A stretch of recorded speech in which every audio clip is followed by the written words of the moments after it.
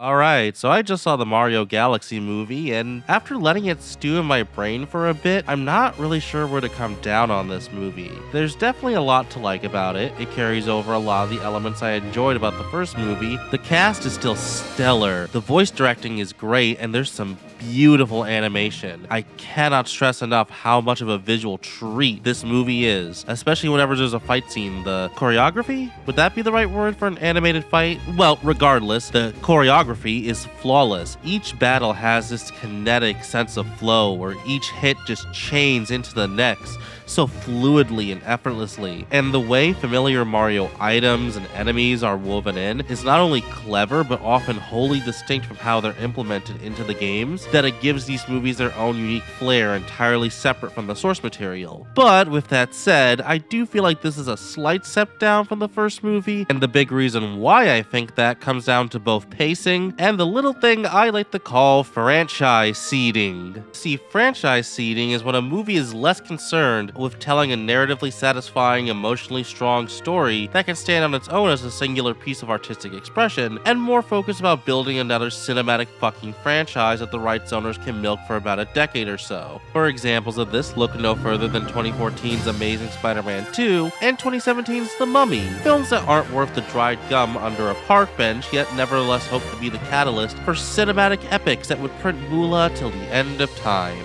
only for their ambitions to be foiled by the teensy little issue that they were utterly terrible. While Mario Galaxy is nowhere near as bad as the examples listed above, I actually had fun watching this movie for one thing. With only 80 minutes of runtime to work with and faced with the tasks of expanding the Mario world, introducing new ones for it to coexist alongside, and giving its cast of characters meaningful character arcs, the Mario Galaxy movie had to sacrifice one and chose the character arcs. I'm not hyperbolizing when I say entire plot points and character motivations just get dropped or brushed under the rug with little to no comment. No spoilers here, but it feels like any resolutions the characters could have had got cut on a script level to make room for more Easter eggs and setups. It's so odd because this movie will set something up only for the payoff to just never come, with very few exceptions. It's to the point where I have to wonder if some of these plot points were remnants of an earlier script that the writers forgot to remove. That's speculation, of course, but it's really the only way I can make sense of how this movie is written. Now, of course, one could argue that plot and characters aren't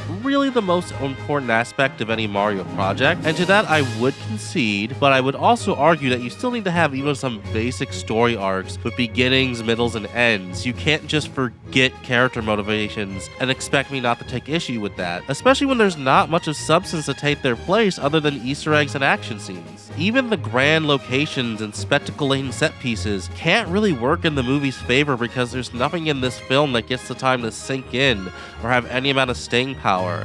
The pacing is so utterly breakneck fast that you're just jumping from one location to another, and before you know it, the whole thing's over and you didn't really get to sit with any one scene. The whole thing feels more like an extended demo reel than it did a cohesive three-act structure. And if there's anything I would change about this movie, I would absolutely add another 20 to 30 minutes just so the movie could actually spend a little more time on its characters, or even just give each set piece more time to breathe in between each other, so it's not just one after another until they all blend together into a string of colors and noise. Still, for all my complaints, there is a sense of whimsy and wonder to the whole affair that makes the film at least a little endearing. I do love seeing so many of these classic Mario elements adapted for the big screen, and like I said earlier, the film is gorgeous looking. You can tell the art direction was top notch, and while the script does unfortunately fail its cast of characters a bit, voice acting and voice direction do everything they can to make up for that shortcoming, and they all do an excellent job in that regard. Bennett Safdie as Bowser Jr. is probably the standout of the film, which surprised me because I was slightly worried his voice would get annoying since it's slightly squeaky, starts cracking sometimes, but in spite of that, he still manages to find this balance of being both funny and threatening. Or, as threatening as one could reasonably expect a Mario villain to be. Not to mention, he bounces off Jack Black's Bowser so perfectly. They just match each other's energy to the point where you can believe they're father and son. Brie Larson's Rosalina was also, well cast, even if she's unfortunately not in the movie enough for her to really sink her teeth into the role. She's mainly a living plot plot MacGuffin for the rest of the cast to fight over, which is fine, I suppose, but if you're gonna get someone this passionate about the character,